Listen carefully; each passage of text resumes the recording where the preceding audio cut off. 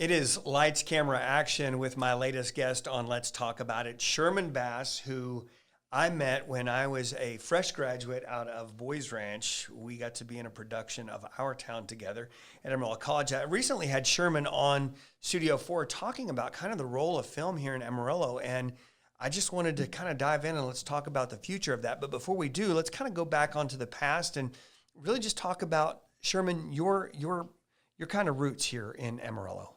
Okay. I was born and raised in Amarillo.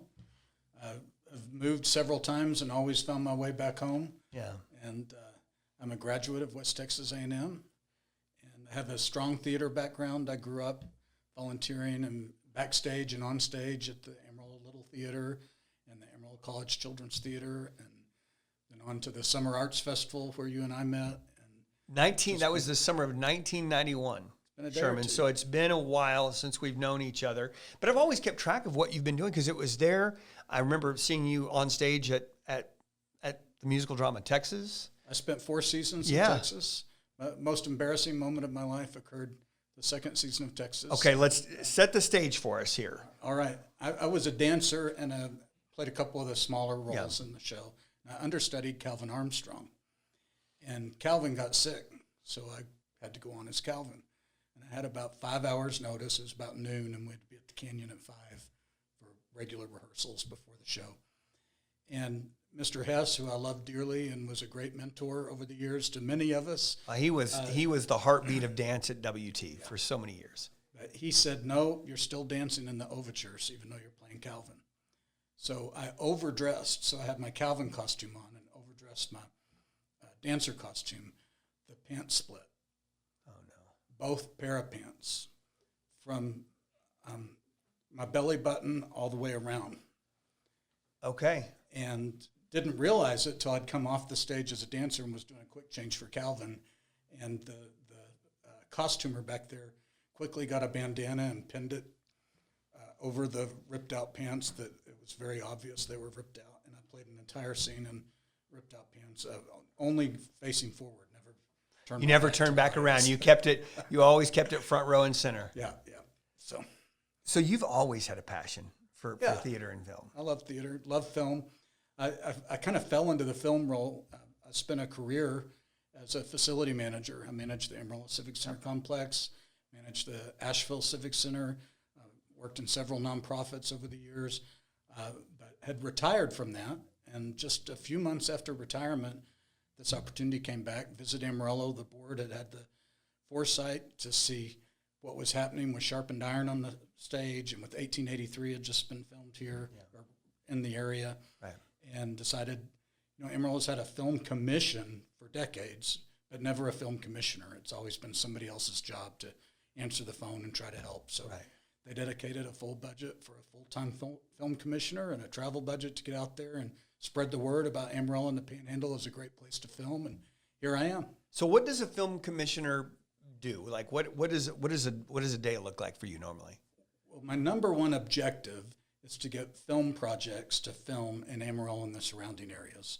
We will help any project as long as they're based in Amarillo. So we're happy if they want to film in Shamrock or Channing or Dumas or Hereford, as long as the bulk of the crew and cast are based in Amarillo. So that my number one job is to try to get more projects here and to assist the projects that are coming here. And assisting typically could be working with a location manager, trying to help them find the right locations for certain scenes. It could be working with the producer and trying to help get a hotel rate, or work with local establishments to help cater meals for after the day's shooting is done, et cetera. Every day's different, though. What an exciting job. It's fun. Well, and you had decided you retired. I'm done with this. I'm just gonna ease off into the sunset here. That I think of you riding that horse, like on Indiana Jones, that final scene that was shot here.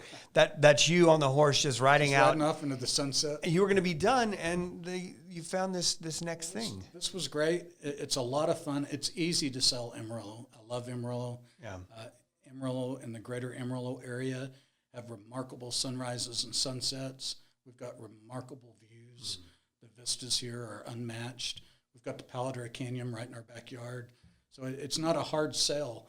It's just hard to find the right filmmakers that need our locations and match them together. So you mentioned having the right people.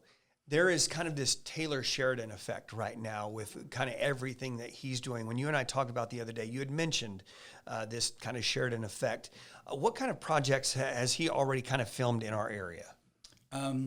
He filmed parts of 1883. He filmed a great deal of the last half of the 6th season of Yellowstone here, and quite a bit of the 2nd season of 1923. And in fact, Yellowstone in 1923, those cast and crews overlapped last August and September when we saw all the hype about Yellowstone. 1923 was off filming the same location as where the Indiana Jones filmed out at Powder Canyon on a private ranch, and then filming at the Four Sixes up between Panhandle and Borger. But they headquartered their cast and crew here too. What kind of, I mean, what is that like to try to, again, your job is to kind of help plan with that, making sure that, because even though like we see a small amount of the people, there's so many people with production and the crews that come in. What was that like trying to navigate places for them to stay and I didn't have to do so much on that. Oh, that's good. Primarily because it's Paramount. And Paramount comes in with a huge crew, a huge locations crew.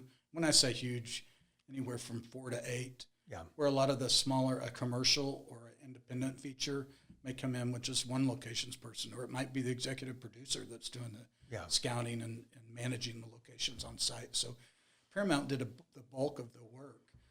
But we did assist in finding like the location where they filmed 1923 on the edge of the canyon. And, that between the two shows overlapping, at one time we had about 350 rooms in Amarillo rented.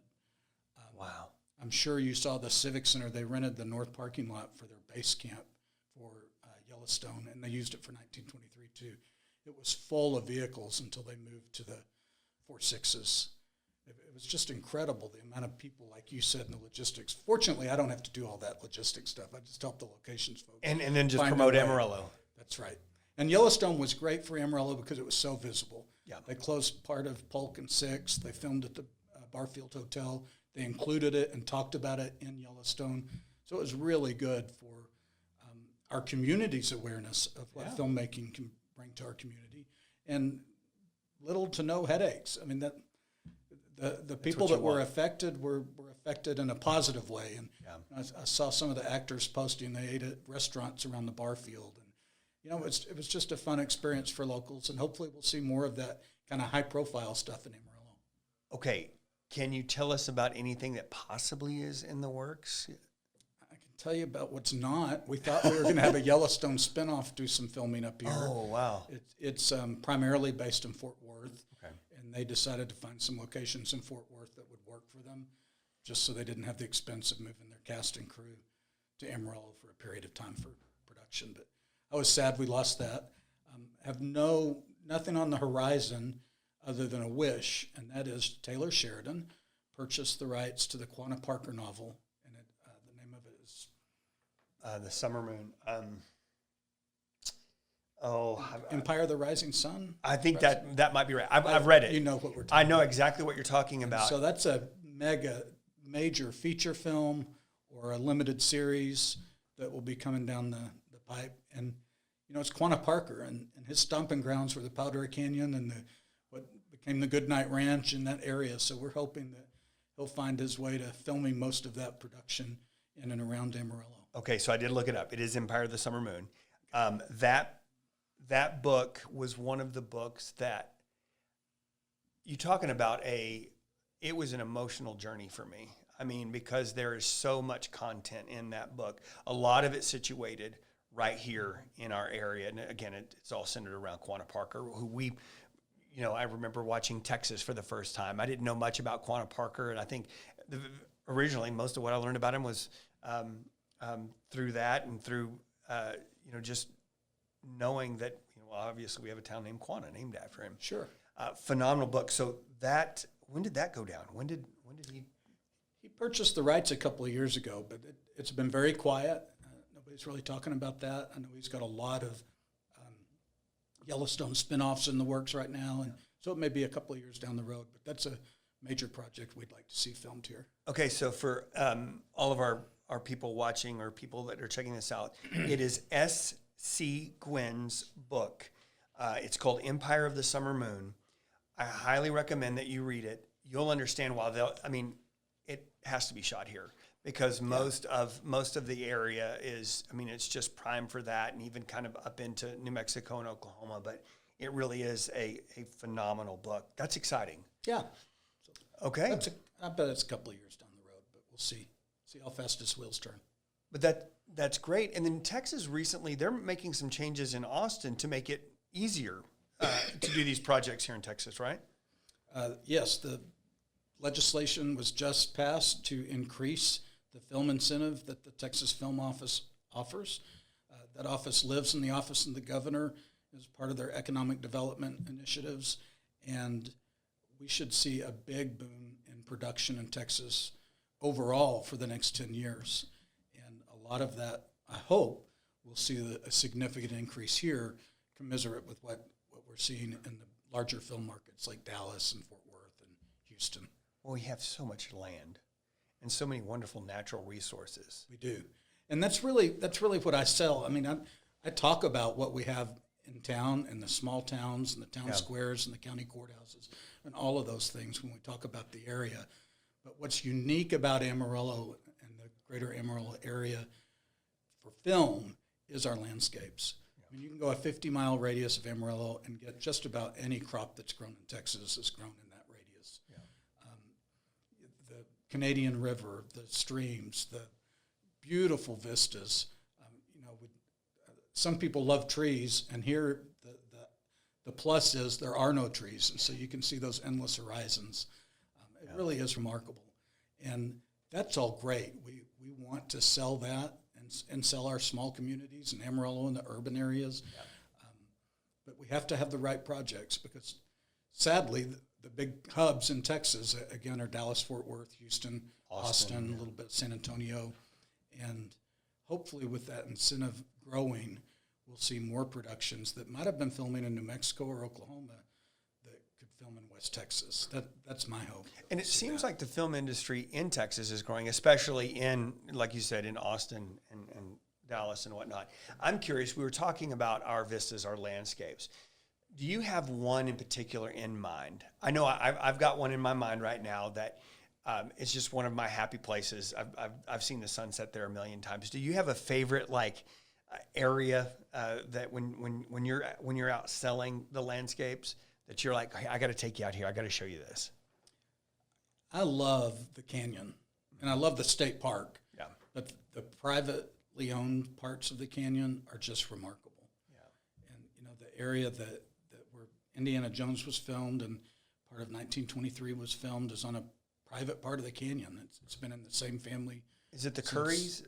No, it's not the Currys. different Okay. one. Yeah. But the same family, Goodnight, gave the land, 20,000 acres, to one of his ranch hands, and it's been in the family ever since then. Wow. And they run cattle on it every year down into the canyon and out of the canyon.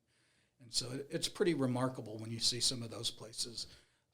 Cowgirls and Cowboys of the West is another one of those remarkable places that's privately owned. And, they're all the way around the circumference of the canyon, just beautiful sunrises and sunsets and views of the canyon. I love the Crossbar area, and I hope that as the Crossbar is developed, that can become a film location as well, because it shows some really unique topography and great views of the Canadian River. Yeah. Caden knows a thing or two about that. We're hoping, we've reported on it, I'm crossing my fingers because it is beautiful land. It is. I can't wait to see what we do with it. My favorite, and it's having grown up out at Boys Ranch, obviously up on the pylon. There's just, you can go up there, and we just had the most beautiful sunsets out there, and it just is it's a fun place. As a matter of fact, my wife and I were driving not too long ago, and we did a little pit stop. We were on our way up to Angel Fire, and we did a pit stop, and we just pulled up and stopped at the pylon for a second and took a good look and moved on down the road. Now, I got a great tour of Boys Ranch probably a year and a half ago from Mike. Oh, Mike Pacino. He is fantastic. He's a wealth of knowledge, and he is amenable. We've had scouts out there looking, but I'd never seen anything that was on the west side of the highway. Oh, And it's Magenta, remarkable. the Magenta area. Oh yeah, It was remarkable. And I'd seen the old Tascosa part and the old Right. cemeteries, but the stuff on the west side and the stories he told are remarkable. We actually had a Yellowstone scout out there looking. yeah. Just when you own the 4.6s, it's a lot easier to use your own ranch to shoot Yeah. than to try to find another location. Because I forgot how many acres is the 4.6. It's something. It's an insane amount of acres. And it's two locations. Yeah. A lot of people don't realize that. The cow-calf operation is the 4.6s that's basically from Panhandle to Borger, just right off the highway. Yeah. The horse operation is the one that's a little further southeast of us. Yeah. And that's where you think of the 4.6s and the horses and Jimmy from Yellowstone and those things.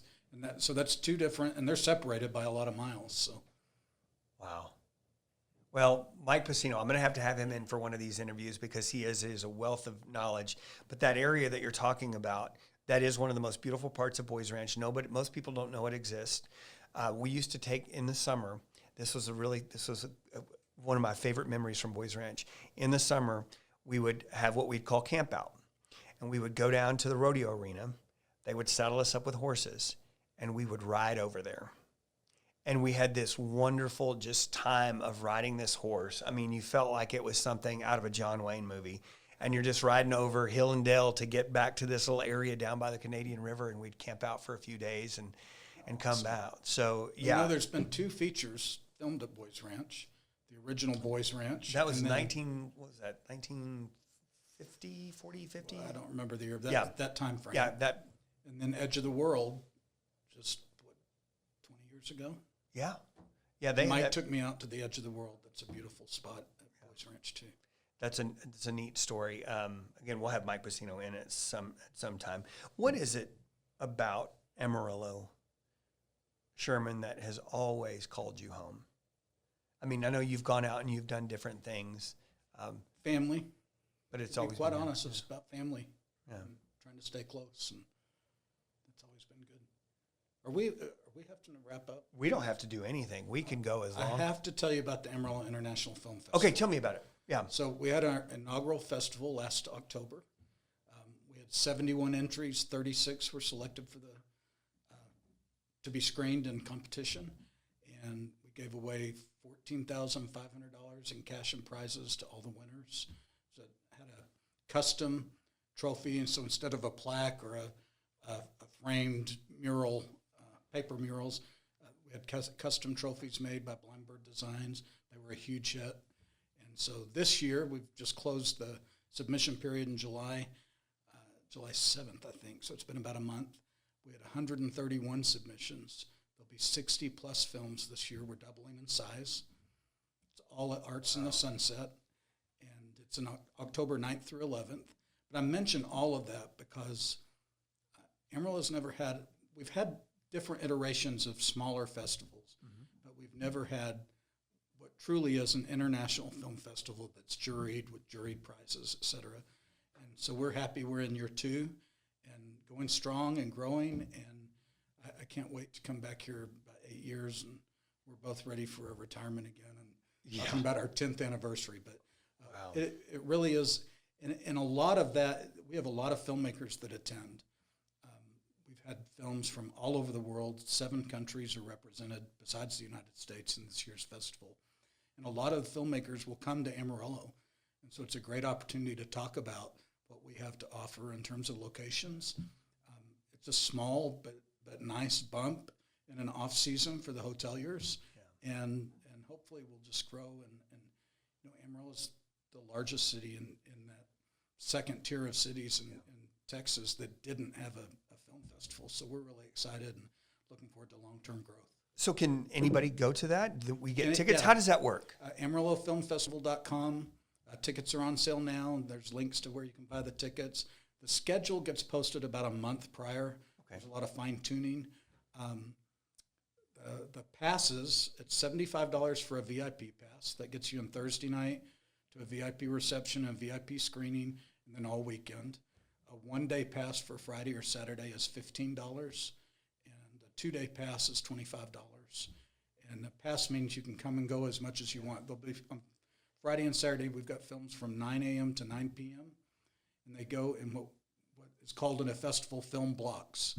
So a feature film, whether it's a narrative feature or a documentary, is one film in that block.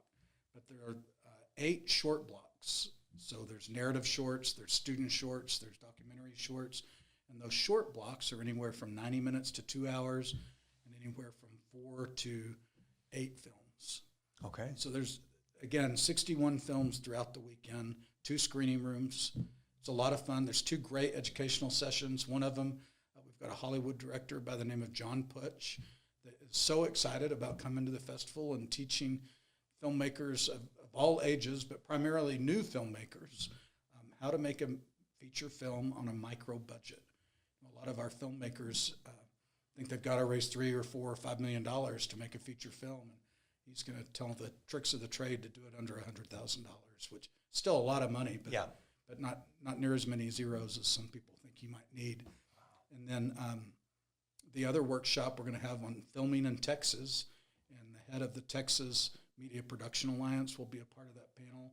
Folks from the Texas Film Office will be here talking about the incentives and how they've grown after September 1st, and just talking about resources that are in Texas. So we're looking forward to a great weekend. And again, anybody can come.